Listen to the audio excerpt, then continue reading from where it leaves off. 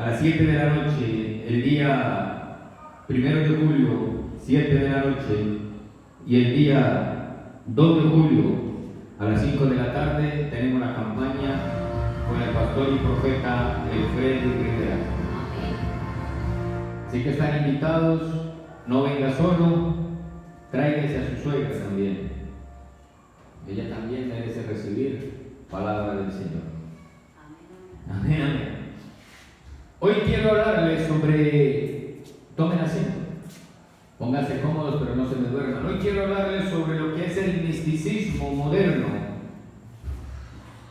¿Qué es el misticismo? Pero quiero llevarlo primero a la palabra para hacerme entender lo que quiero decirles. Está en Juan capítulo 5. Lo leo en el nombre del Padre, en el nombre del Hijo y con la unción del Espíritu Santo, dice así. Después Jesús regresó a Jerusalén para la celebración de uno de los días sagrados de los judíos. Dentro de la ciudad, cerca de la puerta de las ovejas, se encontraba el estanque de Betesda, que tenía 5 pórticos cubiertos. Una multitud de enfermos, ciegos, cojos, paralíticos estaban tendidos sobre los pórticos, Uno de ellos era un hombre que hacía 38 años que estaba enfermo. Cuando Jesús lo vio y supo que hacía tanto que padecía de esta enfermedad, le preguntó: ¿te gustaría recuperar la salud? Es que no puedo, Señor, contestó el enfermo, porque no tengo a nadie que me meta en el estanque cuando se agita el agua. Siempre alguien llega antes que yo. Jesús le dijo: ponte de pie, toma tu camilla y anda. Al instante el hombre quedó sano, enrollando la camilla y comenzó a caminar. Pero ese milagro sucedió en el día de descanso, así que los líderes judíos protestaron. Me llama la atención porque dice en el versículo 7: no puedo, Señor, porque no tengo a nadie que me meta en el estanque cuando se agita el agua, porque viene un ángel de vez en cuando y la mueve. Según esta versión, dice la Reina Valera que el estanque de Siloé, el estanque de Betesda, era siempre grande, era como una piscina en el cual había enfermos de toda clase de enfermos. Pero me llama la atención porque dice que de vez en cuando, la Reina Valera habla, las otras versiones no lo nombran, pero la Reina Valera sí lo nombra. Dice que de vez en cuando bajaba un ángel y agitaba el agua. Y al agitar el agua, dice que el que llegaba primero ahí sobre las aguas era quien recibía la sanidad. Dice así: Señor, dice, cuando Jesús lo había acostado, Señor, le respondió el enfermo: no tengo quien me meta en el estanque cuando se agita el agua, y entre tanto que yo voy, otro desciende antes que yo. Pero en el versículo 4 dice: porque un ángel descendía de tiempo en tiempo al estanque y movía o agitaba el agua. Aquí donde vengo a entrar a lo que es el misticismo contemporáneo. ¿Por qué misticismo contemporáneo?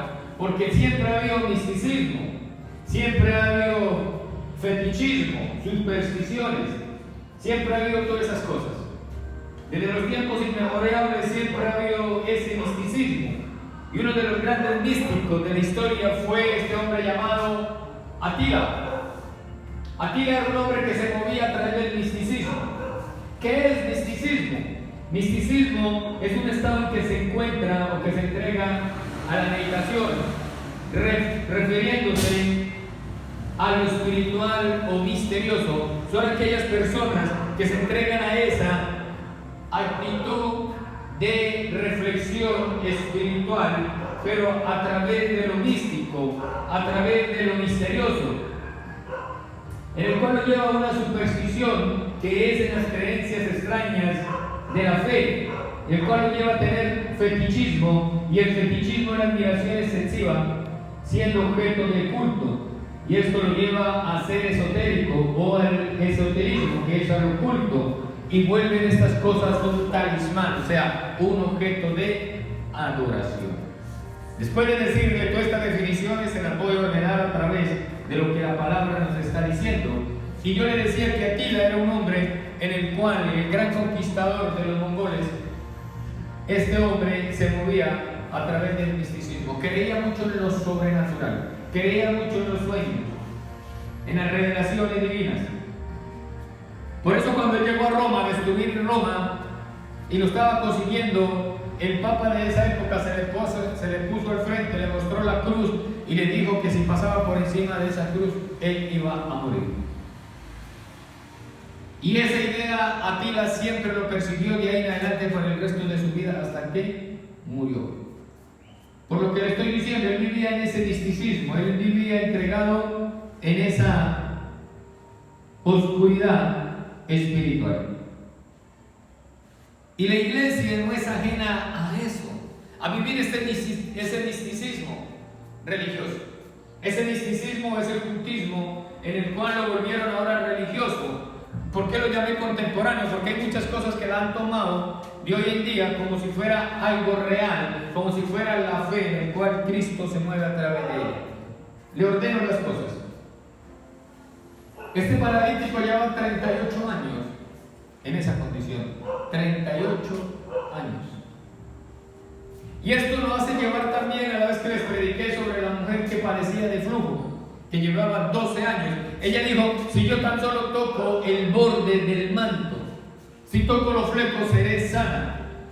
Y ella pensó que su sanidad había salido o se había producido porque ella había tocado los flecos del manto de Jesús. No. Pero ella en ese momento lo creyó.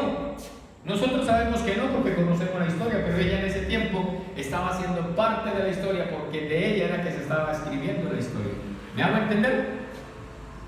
Por eso nosotros no podemos sacar conclusiones, opiniones, sin meternos en el cuento completo.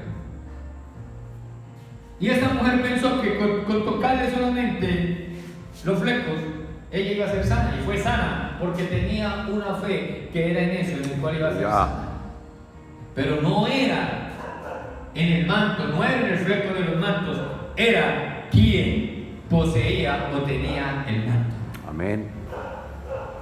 Y así le pasaba a este señor, o a este hombre, y a muchos de los que estaban ahí tenían esa creencia en el cual que un ángel de vez en cuando venía y les movía el agua y eran sanos. Y yo he escuchado predicaciones sobre eso. Los predicadores aseguran que sí era un ángel que bajaba y agitaba el agua. Me dicen que porque está escrito. Y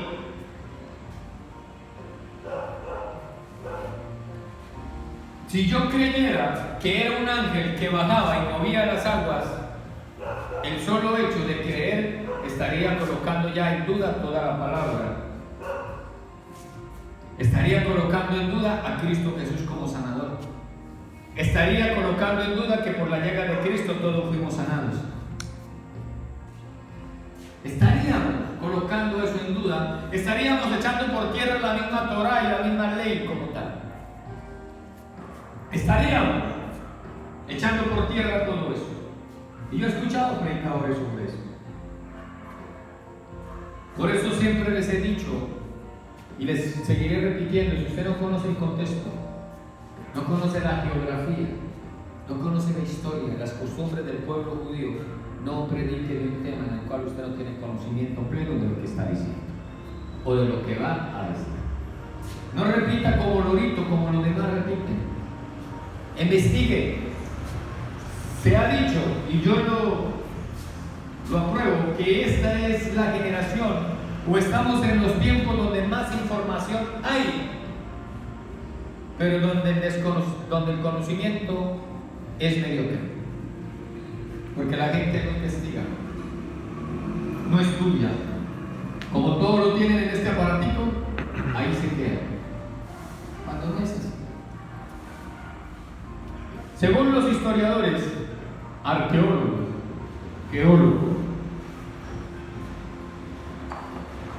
el estanque, estamos hablando en el siglo I, ¿no? En el cuales está hablando, está esta historia, dicen que las aguas subterráneas que corrían en el estanque de Siloé venían desde el mar o venían desde una corriente de agua profunda, de aguas subterráneas. Acuérdense que en los tiempos de sequía, Ezequiel hizo un túnel en el cual traía agua de un lugar para llevarlo a la ciudad de David para cualquier contingencia de alguna invasión. Ahí está escrito en la Biblia. Eso lo hizo Ezequiel porque en la ciudad de David no había agua, y esa ciudad de David era el fortín en esos tiempos de Jerusalén. Entonces él hizo un túnel, o sea, hay aguas subterráneas, y el estanque de Siloé, el estanque de Bethesda no era ninguna excepción. Entonces, cuando las corrientes marinas o las corrientes subterráneas se movían, pues obviamente que estar el agua en un estanque, al ver una corriente submarina, por ende, la onda iba a salir, perdone la redundancia, a flote. Y al salir, obviamente que el agua se iba a mover. Entonces, esa movención del agua decían que era